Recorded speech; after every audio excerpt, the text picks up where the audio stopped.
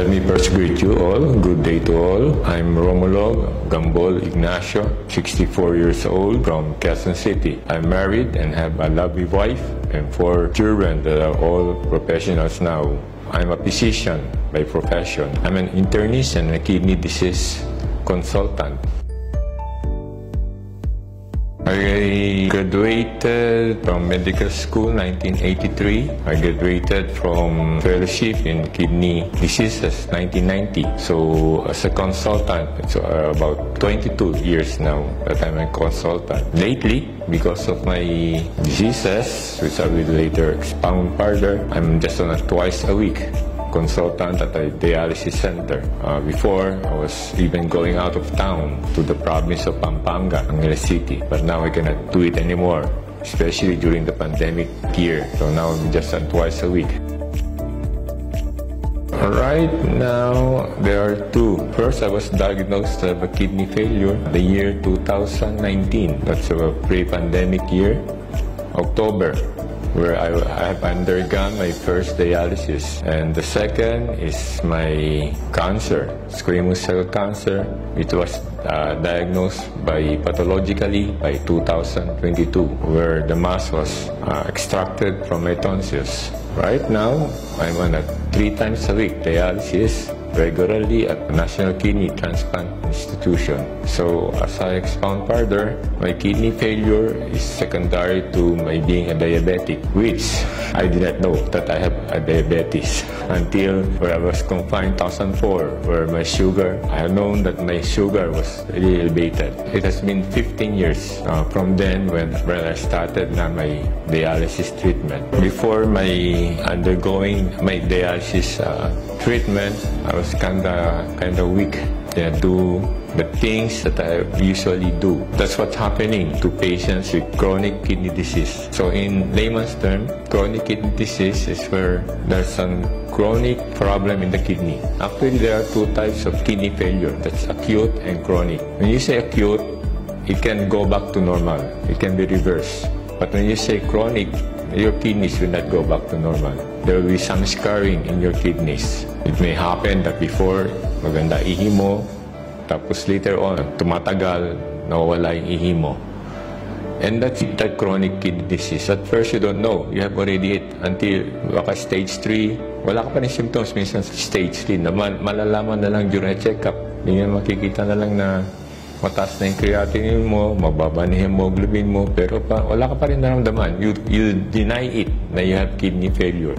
Gagamutin ka muna na conservatively, not necessarily dialysis agad. Pero hanggat kailan, will come a time na maging stage 5 siya, then that's kailangan na yung dialysis.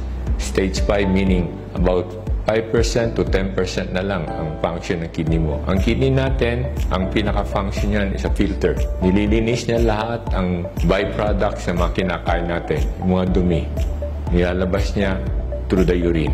Ano nangyayari sa kidney failure? Because the kidney is failing, hindi niya ito ma-filter. Hindi niya may labas lahat, may natitirang dumi sa katawan natin. And that those mga metabolic waste na yon, yun na ang nakaka-apekto the whole body. Meaning, from your head, from the brain, to your feet. Ganyan, kalala. Even the organ systems, the heart, the liver, the blood system natin, they're affected by these waste products not being excreted by our kidneys. So, nga nangyayari, blood system, bumababa yung hemoglobin mo, naging anemic ka.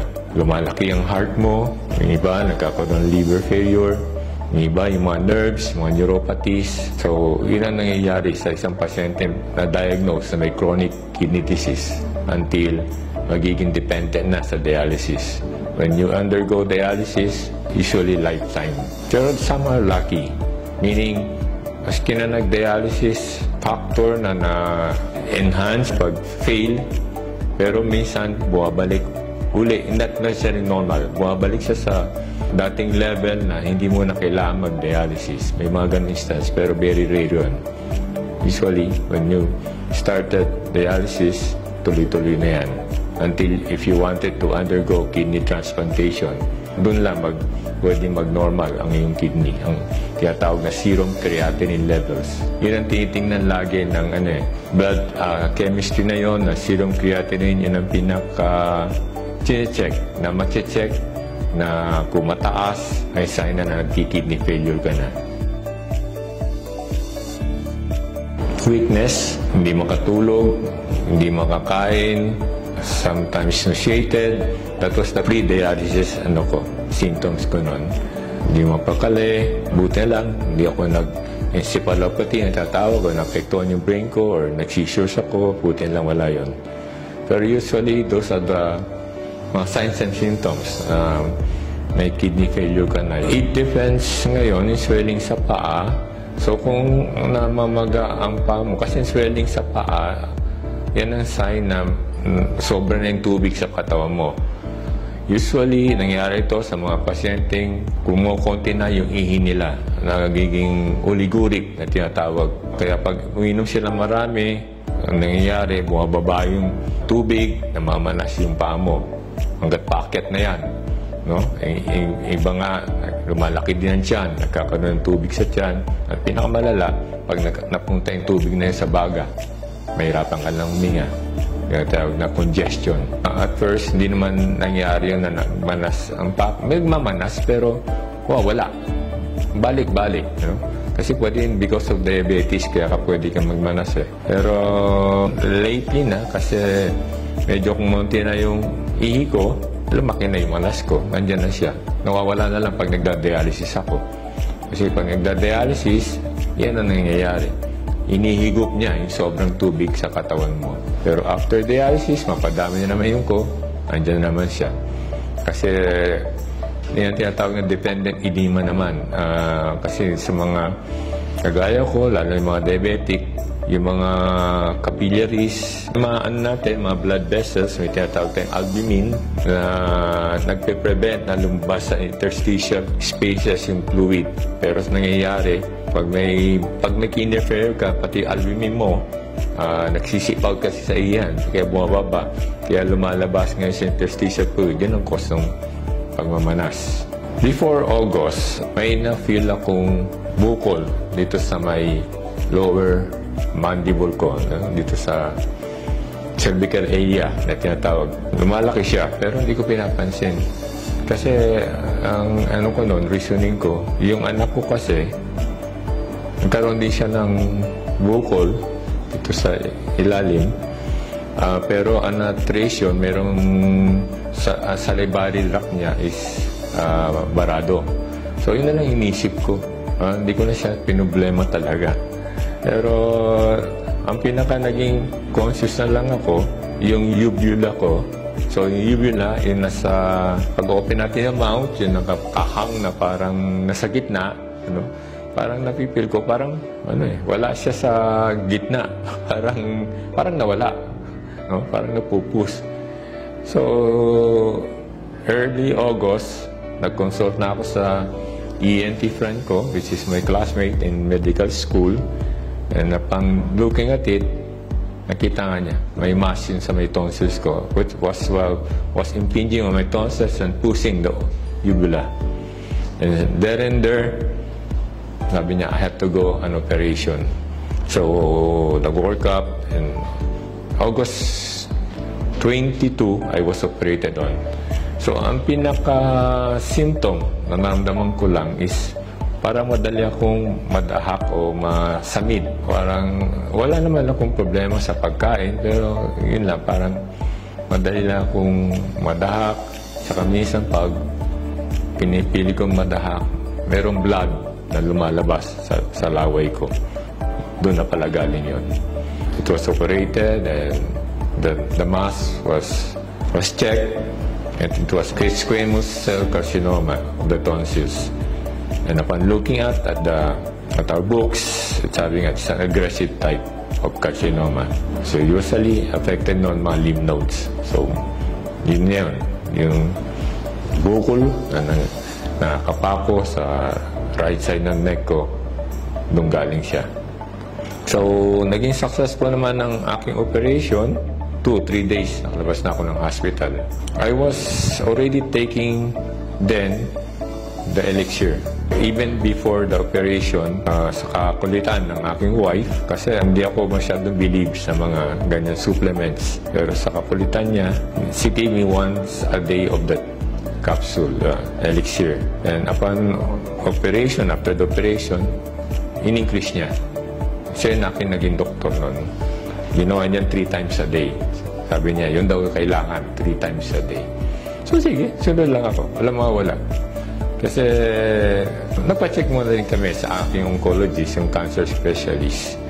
And sabi niya, I have to go chemo and radiotherapy. Pag i-undergo ko yun, lalo yung radiotherapy, I have to be on an NGT or ilalagyan ng tube sa may aking stomach para doon ako makakain. Kasi pag na-radiotherapy daw ako, matutuyo yung aking lalamunan, yung aking dadanan ng pagkain, wala akong dadanan. So, kailangan lagyan ako nun. Tapos, that will be a daily basis. Tapos, chemotherapy, another, you know what's going on after chemotherapy. Panghihina ka rin, magsusuka ka. Tapos, nag-dialysis pa ako. Naisip ko, ano na ito? Ano na? I cannot do those things. You know? So, I made up my mind. I will not undergo chemo or radiotherapy anymore. If it's God's will, it's God's will. Basta dialysis na lang ako. So, sinunod ka lang yung wife ko. Aside from that, siyempre, nagdasal po ako. Prayers. Prayers is powerful. So, after mga ilan days or weeks, upon taking the 3 times capsule of elixir, papasin ko, lumiliit yung aking mass dito sa aking leg. And eventually, nawala siya. Without doing anything, kusa siyang nawala. And doon ako namangha sa power ng prayer and magagawa ng elixir. Kaya since then, that was August 22, 2022, hindi na po ako napatigil. Minsan lang, napatigil kasi wala na kami stock. Doon ko na napansin naman, nung nawala yung stocks namin, hindi ako nakainom, may tumubo naman na bukol sa bandang babat at medyo masakit siya. Pero after taking it again, medyo nawala yung sakit. Tsaka ngayon nga, lately, medyo lumilit siya. So, elixir has done me good.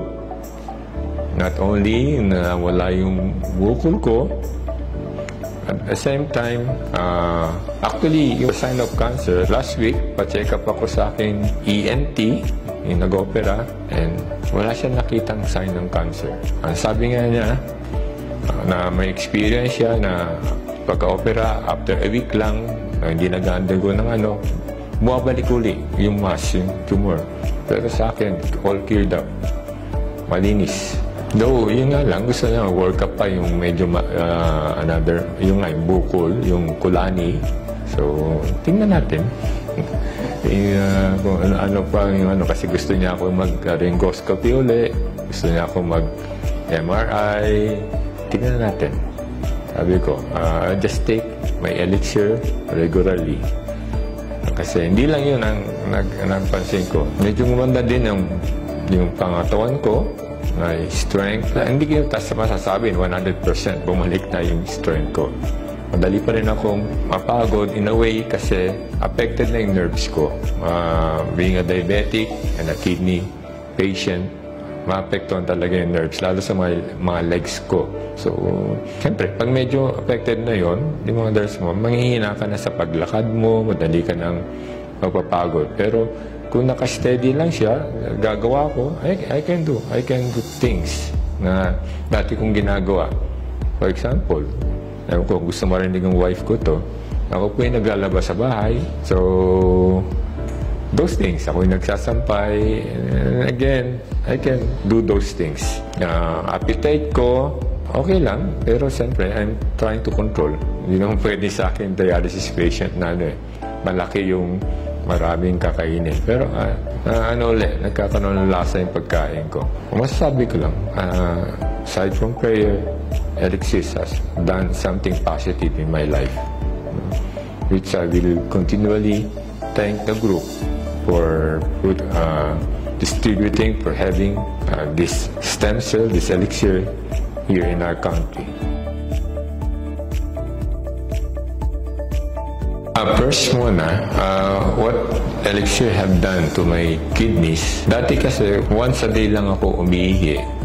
and almost konti lang. Pero after taking the elixir, napansin ko, medyo dumalas yung pag-ihi ko ng 3 times a day, pero konti pa rin. In a way, isang positive pa yun na nangyayari. I will recommend to my other co-dialysis patients, also to my own patients, why not? Try it and test it kung magkakaroon ng positive response sa kanila. Kasi pag kidney patient, dialysis patient ka, nakakalungkot. Totoo po yun. Nakatali ka doon ng 3 times a week, punta ka dialysis unit, 4 hours na nandun ka lang, and parang nakakabagot, parang hindi mo magawa yung gusto mong gawin, may limitations, lalo yung mga may problema na sa puso. Pero those things sa akin nakatulong ang ano. So baka makatulong din sa aking mga pasyente. Based on my experience, I have been healed by elixir placenta of my squamous cell carcinoma. As for me, kasi I'm stage 1, kasi because may lymph node nga eh. So may metastasis na ako sa lymph node. And experience-wise, nawala siya. So cancer patients, they are clinging to be healed, hoping to be healed. They try to do anything to be healed. Why not? I can say, why not try? It might do good. It might make a miracle. Pero siyempre, the very first one is prayer and trust in God. And then try to take the elixir baka sakali. So, I will, if given also the chance, I will promote elixir to such patients. Yes. I can vouch for its effectiveness lalo na sa akin. So, I can vouch. Sana mas maganda kung hindi lang ako na bigyan ng ganitong ng stem cell. No? Message ko lang para sa grupo, lalo na yung mga kakaya kong nakasurvive, I mean, na tulungan ng elixir. Let's come out in the open. Let's promote the drug.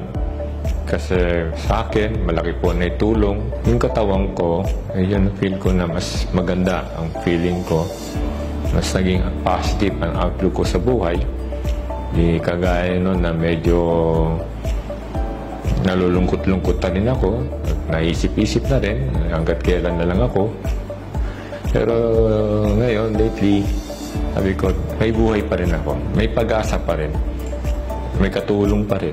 May pinadala si Lord as supplement na makakatulong sa atin, hindi lang physically, pati emotionally, makakatulong na malaki. As my final words, I recommend the supplement Elixir Placenta na i-take nyo, i-try nyo. So, I'm promoting the drug personally because of what it had done to me. It is a tested supplement that give good results, especially to those who have taken it already. Don't mind the expenses. It's just money. Be given back to you. Be mind of what you feel. Be mind of can do after. This is my message those na may mga malubang sakit, kagaya ko, cancer, kidney disease, and the likes. If you're losing hope, don't lose hope. Binigay ni Lord sa atin ang Elixir Placenta. In a way, makakatulong na not necessarily total healing para sa atin, kundi parang healing of our physical bodies, healing of our emotions, para hindi tayo ma-despair, hindi tayo laging malungkot. Nakatulong sa akin na malaki ang elixir. And I know, based from my experience, na kayo din, matutulungan kayo. So try the supplement. It will do us good. This is the Elixir Placenta that I was talking about earlier, and miracle supplement that can help us, can give us good quality of life. So sa mga kapwa ko na pasyente na may problema sa kidney, sa cancer, and sa iba pa mga sakit na malubha, based from my experience, I challenge you now, try it. Elixir Placenta and see the difference of what it will do in your life.